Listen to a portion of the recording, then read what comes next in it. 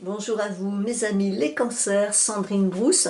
C'est avec joie que je vous retrouve pour vos énergies pour l'automne 2025.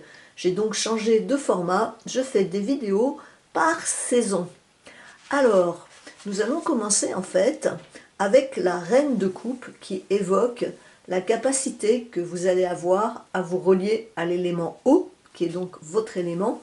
Et la reine de coupe, elle représente le départ de l'automne, un départ tout en douceur, un départ où en fait vous allez vous connecter à vos émotions, à comprendre le rôle de vos émotions, à bien écouter vos émotions, que ce soit des émotions qui sont douloureuses, qu'on dit négatives, mais qui en fait ne le sont pas, qui sont un petit peu comme des voyants qui s'allument sur un tableau de bord.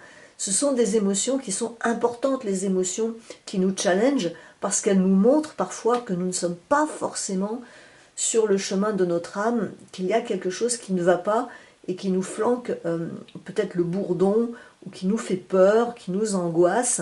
Et donc cette reine de coupe va être l'élément tout en douceur, dans l'élément eau. C'est la reine de la mer, hein. C'est un peu comme Neptune, le roi de la mer. Elle a les pieds dans l'eau, on voit des petits chérubins au-dessus d'elle et elle tient cette coupe d'eau. Elle vous invite à travailler sur vos émotions en profondeur avant de continuer d'avancer, afin de prendre des bonnes directions pour votre vie et afin d'éviter les récifs. Et donc, cette reine de coupe n'est pas une reine active, c'est une reine qui est dans la contemplation, c'est une reine qui est dans l'intériorité, et c'est une reine qui va se comprendre, qui va se connaître elle-même dans toutes les profondeurs de son âme. D'ailleurs, elle est suivie du 7 de denier. Et le 7 de denier, il vous invite à faire une pause pendant l'automne. À nouveau, on est dans quelque chose de doux. Il fait une pause parce qu'il se demande ce qu'il va faire de sa récolte. Les deniers représentent l'élément de la terre, mais représentent aussi, on ne voit pas très bien, pardon, mais représentent aussi l'argent, l'ADN, la capacité de travailler sur notre arbre généalogique. Et là, c'est un temps de pause. Pourquoi ?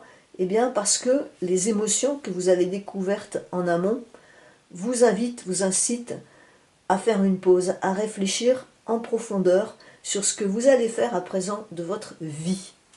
Et ce 7 de denier, il est appuyé sur sa bêche et il contemple sa récolte en fait, et il se demande qu'est-ce qu'il va cultiver comme autre terre, qu'est-ce qu'il va faire de son argent, comment il va investir. Ça peut être aussi un travail sur les biens immobiliers, les transactions, etc. Mais ça peut être aussi un travail intérieur de se dire qu'est-ce que je fais maintenant avec ce que j'ai reçu de la terre, de la vie, de la mère, de la matrice, de mon arbre généalogique, donc qui est aussi représenté par l'ADN. Qu'est-ce que je vais faire de tout cela? Et la suite, ça veut dire que peut-être vous avez commencé à trouver une solution, parce que là, une deuxième reine, décidément, et là nous sommes avec l'élément feu, avec les bâtons, c'est la reine de bâton. La reine de bâton, elle est solaire, elle est charismatique, elle est active, elle évoque la croissance, elle évoque la créativité, elle évoque aussi le côté artistique de la vie, d'avoir envie de faire des choses qui sont belles. Et en fait, cette reine de bâton, elle vous invite à savoir qu'est-ce qui est important pour vous. Est-ce que vous avez envie d'une vie tranquille, contemplative? Est-ce que vous avez envie d'une vie active? Qu'est-ce que vous avez envie de développer? Qu'est-ce que vous avez envie de voir s'accroître, grandir dans votre existence? Et le petit chat, à ses pieds, représente en fait l'instinct de vie, qui est représenté en général par tous les animaux, dans nos rêves, dans notre activité onirique. La nuit, quand on fait des rêves et qu'on voit des animaux, ils représentent notre instinct de vie. D'ailleurs, c'est pour ça que quand on rêve d'animaux qui souffrent, ça veut dire que notre instinct de vie commence à être entamé et qu'il y a quelque chose de très urgent à changer dans notre existence. La reine de bâton, elle vous invite à travailler sur quel genre d'actions vont vous donner la patate, vont vous donner de la joie, vont vous donner l'envie de vous développer, d'accroître. Peut-être ça peut être une entreprise, mais ça peut être aussi une qualité que vous avez en vous. Peut-être vous avez envie de développer plus de charisme ou quelque chose d'artistique. Et elle va vous interroger là-dessus pendant ce milieu de l'automne. Je rappelle que l'automne, en fait, c'est 20 septembre, 20 décembre. Pour ceux qui auraient oublié, je ne me trompe pas, j'espère, oui, c'est ça.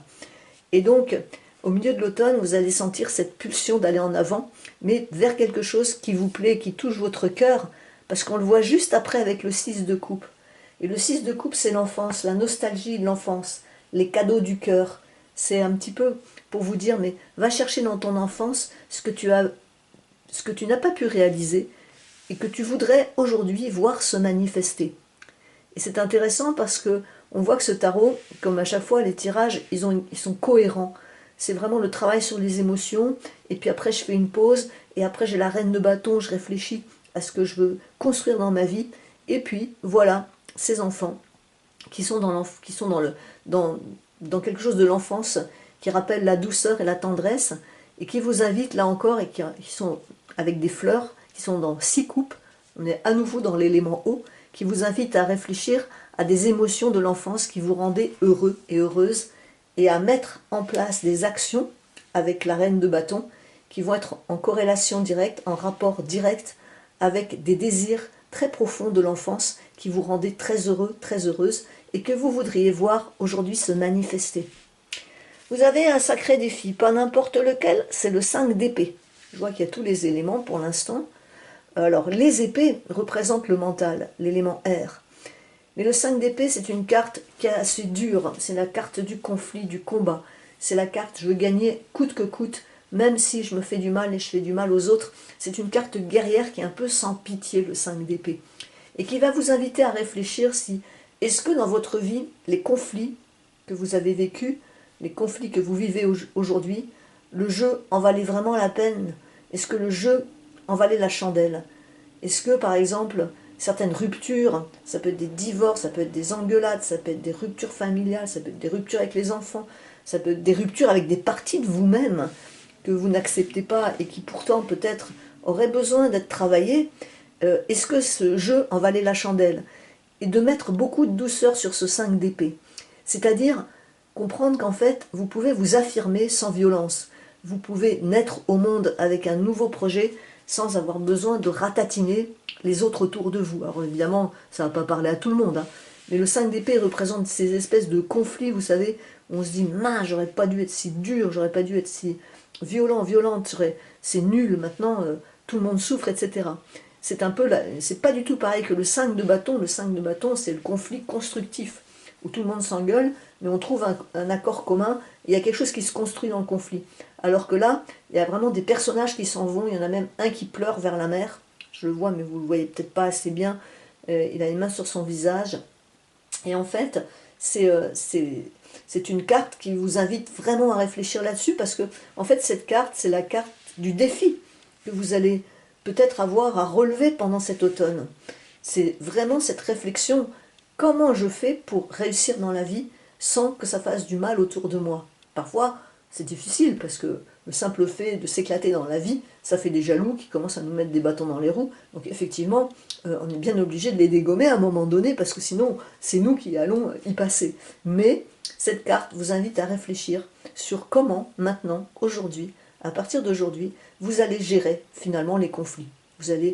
Comment vous allez faire dans des situations conflictuelles, ni s'écraser, ni finalement ratatiner les autres. Et puis vous avez 2 cartes qui vont vous aider. La carte de la justice. Et je pense que c'est intéressant parce que parfois, il est bon de revisiter sa vie et de se rendre justice à soi-même là où on sent qu'on a été abîmé par les autres, par des relations toxiques, qu'on s'est laissé bouffer ou que nous-mêmes, nous avons donné finalement quelque chose de notre âme aux autres.